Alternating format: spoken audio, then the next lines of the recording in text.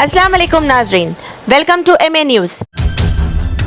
आज जिस तरीके से देश के लिए जो सम्मान की बात है, जो सर्वोच्च बलिदान की बात है, अगर उनकी नौकरी को ठेके पे किया जा रहा है तो कल आपकी नौकरी को भी ठेके पे किया जा सकता है। लेकिन बारी सबकी आएगी, इस बात को याद रखिएगा। कहे थे ना मोदी जी कि हर साल 2 करोड़ रोजगार देंगे, बोले थे ना कि महंगाई कम होगी, बोले थे ना खाते में 15 लाख रुपया आएगा, बोले थे ना अच्छा दिन आएगा। आया क्या? अब नया जुमला आया है कि हम अग्निपथ लेकर के आए हैं। मंत्री का बेटा बनेगा BCCI का सेक्रेटरी और किसान मजदूर का बेटा बनेगा भाजपा ऑफिस में सिक्योरिटी गार्ड।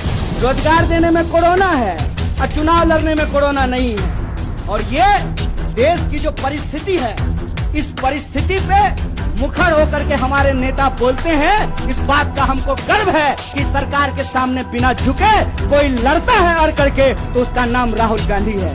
2 आवाज है, एक वो आवाज है जो इस देश को बेचना चाहता है, वो देश के सरकार में बैठे हुए हैं।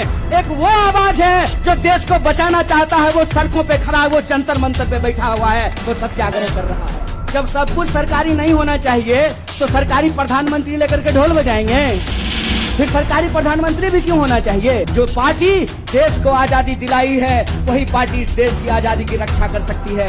इसी आशा और उम्मीद के साथ कि सत्य और अहिंसा के रास्ते पे चलेंगे, सत्याग्रह के रास्ते पे चलेंगे, झूठ को हराएंगे।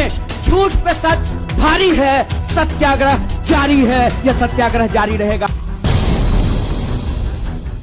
पहुंच रही है, आप कांग्रेस के एक एक कार्यकर्ताओं को और विभिन्न माध्यमों से जो हमारी बात सुन रहे हैं, आप तमाम आदरणीय बुजुर्गों का, नौजवान दोस्तों का, माताओं बहनों का, किसान मजदूर भाइयों का, मेहनत मजदूरी करके ठेला रिक्शा चला करके सरकारी और निजी क्षेत्रों में काम करके अपने परिवार का भरण पोषण करने वाले आप तमाम आवाम का क्रांतिकारी इस्तकबाल करता हूं, आपका हार्दिक अभिनंदन करता हूं। आजकल दिल्ली पुलिस हम पे ज्यादा मेहरबान है, दिल्ली पुलिस मेहरबान है और इस बात से हमको कोई दिक्कत नहीं है। एक्चुअली इस बात से हम लोग खुश हैं कि पुलिस अगर विपक्ष को डंडा ना मारे, पुलिस अगर विपक्ष के कुर्ते ना फाड़े, पुलिस अगर विपक्ष को डिटेन ना करे, हिरासत में ना डाले, पुलिस अगर विपक्ष को जेल में डाले, ईडी अगर विपक्ष के नेताओं को परेशान ना करे, CBI आपके घर पे रेड ना मारे, इनकम टैक्स का छापा ना मारे, तो समझिए आप देश के लिए लड़ नहीं रहे हैं। और हम दिल्ली पुलिस को धन्यवाद देना चाहते हैं कि हम देश की जनता के लिए लड़ रहे हैं और आपकी एक एक परेशानी को झेलने के लिए तैयार हैं। लेकिन एक बात हम दिल्ली पुलिस के सिपाहियों को जरूर कहना चाहते हैं। भाई साहब, आप आते हैं साधारण परिवार से, आप आते हैं किसान मजदूर के परिवार से, आप आते हैं गरीब परिवार से।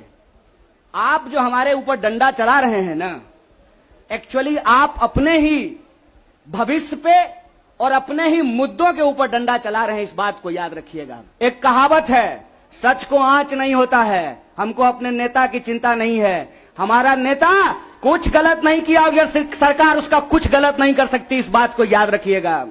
हमको अपने नेता की चिंता नहीं होती है और हम इस सरकार को कहते हैं, साहेब हर चीज का एक मंत्र नहीं होता है।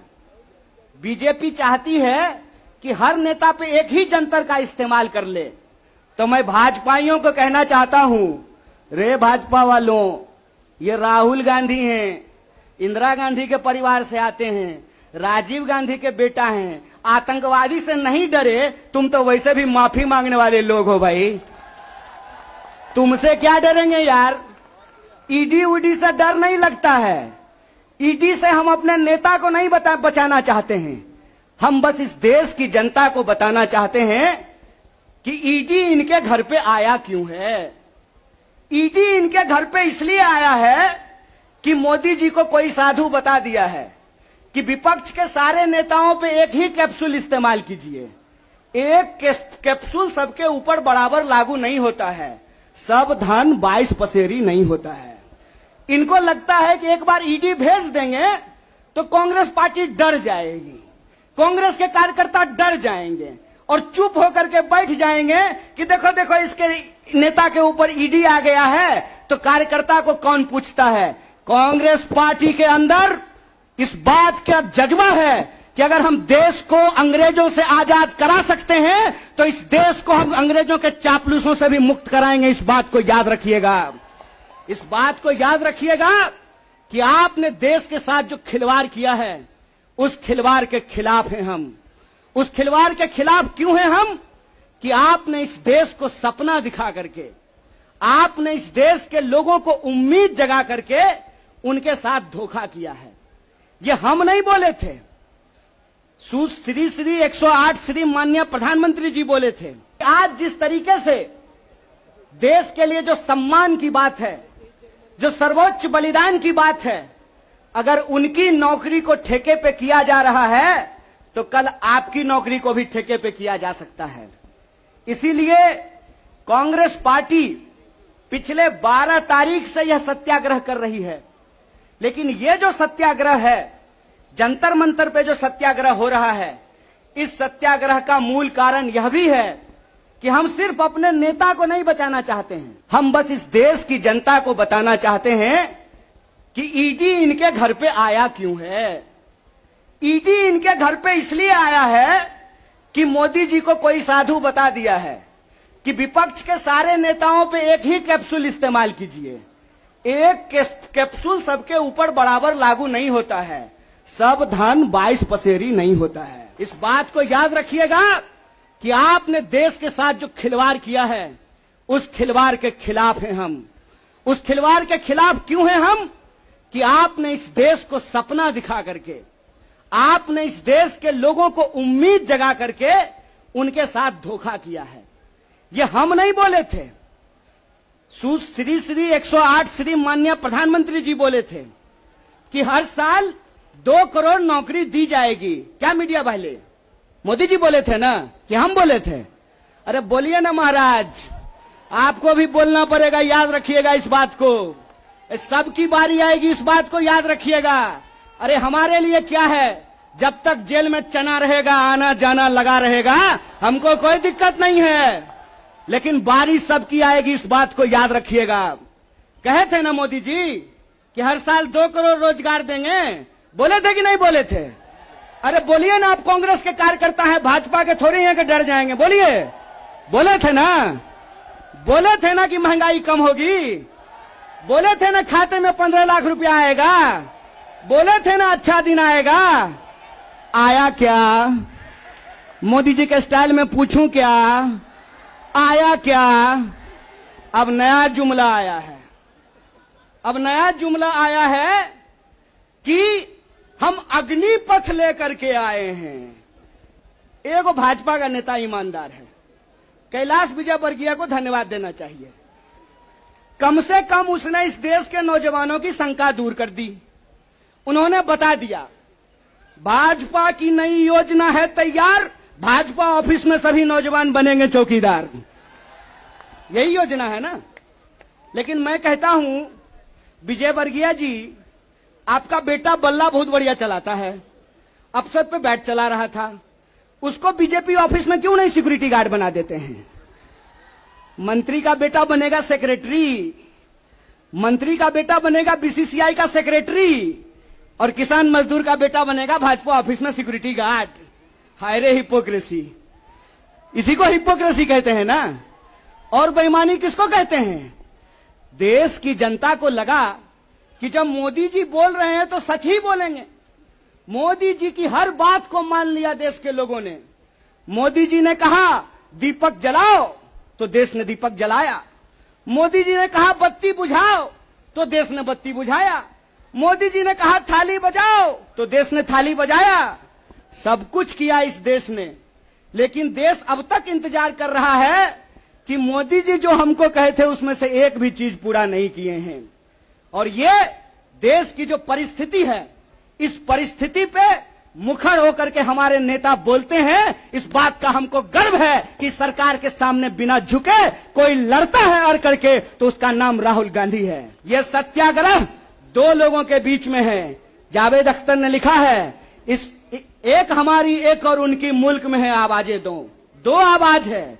एक वो आवाज है जो इस देश को बेचना चाहता है, वो देश के सरकार में बैठे हुए हैं। एक वो आवाज है जो देश को बचाना चाहता है, वो सड़कों पे खड़ा है, वो जंतर मंतर पे बैठा हुआ है, वो सत्याग्रह कर रहा है। और ये सत्याग्रह हम इसलिए कर रहे हैं कि सरकार के झूठ को हम समझ रहे हैं। झूठ क्या है इनका? झूठ है कि ये लोग परमानेंट बहाली को बंद करने जा रहे हैं। परमानेंट बहालियां नहीं होगी। अगर ये परमानेंट बहाली करना चाहते हैं तो सिर्फ सेंट्रल गवर्नमेंट में 28 लाख पोस्ट खाली है। ये परमानेंट बहाली बंद करके ठेकाकरण के फायदे देश को समझा रहे हैं। जब भी देश में कोई ठेकाकरण किया जाता है तो सिर्फ उसका फायदा ही फायदा बताया जाता है। जब भी देश की कोई सार्वजनिक संपत्ति बेची जाती है तो उसका फायदा ही फायदा बताया जाता है। लेकिन इस बात को याद रखिएगा कि देश में अगर सारी सार्वजनिक संपत्तियों को बेच दिया गया तो देश का क्या होगा? एक बार आप इस बात पे विचार कीजिएगा कि अगर एयर इंडिया नहीं रहेगा, अगर नहीं होगा एयर इंडिया, तो क्या करेंगे ज्योतिरादित्य सिंधिया? समझना है कि नहीं समझना है? आप हमको बताइए कि सरकारी रेलवे नहीं होना चाहिए, सरकारी बीएसएनएल नहीं होना चाहिए, इनके हिसाब से सेना में नियमित नौकरी नहीं होनी चाहिए। जब सब कुछ सरकारी नहीं होना चाहिए तो सरकारी प्रधानमंत्री लेकर के ढोल बजाएंगे? फिर सरकारी प्रधानमंत्री भी क्यों होना चाहिए? सरकारी संसद भी क्यों होना चाहिए?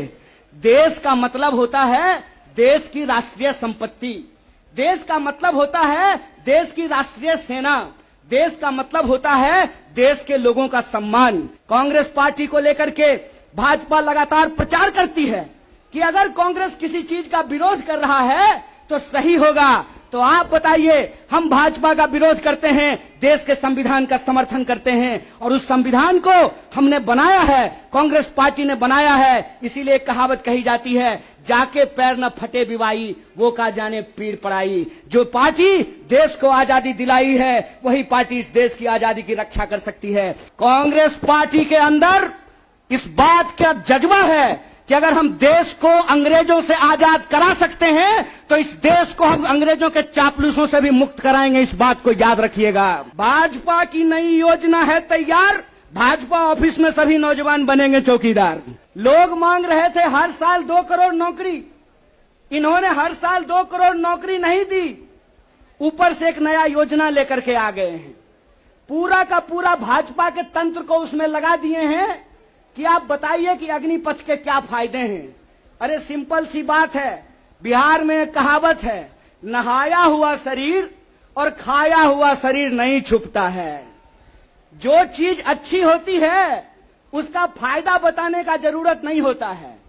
जो चीज में कोई खराबी होती है उसका खराबी छुपा करके, आपके घर पे कोई सामान बेचने के लिए आता होगा तो उस सामान का सब कुछ अच्छा अच्छा ही बताता होगा। ये जो बेचने की मानसिकता होती है, इस बेचने की मानसिकता के खिलाफ हैं। पहले आर्मी में हर साल 75,000 कम से कम लोग बहाल होते थे। बाद में बीजेपी ने इसको घटा करके 50,000 कर दिया, और पिछले 2 साल में, अब तीसरा साल है, 50,000 लोगों को भी भर्ती नहीं की गई। बहाना क्या दिया गया? बहाना दिया गया कि कोरोना था इसीलिए भर्ती नहीं किए। हाय मोदी जी, कोरोना था तो चुनाव लड़ लिए, बंगाल में जाकर के दीदी ओ दीदी कर लिए, सब जगह चुनाव हो गया, उत्तर प्रदेश का चुनाव हो गया, बुलडोजर बाबा आ गए, लेकिन आर्मी की भर्ती नहीं हुई। ये बेईमानी है कि नहीं है? रोजगार देने में कोरोना है और चुनाव लड़ने में कोरोना नहीं है। और अगर आप बैकलॉग को देखेंगे, 50,000 को अगर मान लें तब भी 1.5 लाख बहाली होनी चाहिए थी। 1.5 लाख ये बहाली नहीं कर रहे हैं। 1.5 लाख बहाली ये करेंगे कि नहीं करेंगे इसको ये नहीं बता रहे हैं। ऊपर से ये एक नया योजना लेकर के आ गए हैं। जो पार्टी देश को आजादी दिलाई है वही पार्टी इस देश की आजादी की रक्षा कर सकती है। इसी आशा और उम्मीद के साथ कि सत्य और अहिंसा के रास्ते पे चलेंगे, सत्याग्रह के रास्ते पे चलेंगे, झूठ को हराएंगे। झूठ पे सच भारी है, सत्याग्रह जारी है, यह सत्याग्रह जारी रहेगा। द लाइव टीवी, सच सबसे आगे।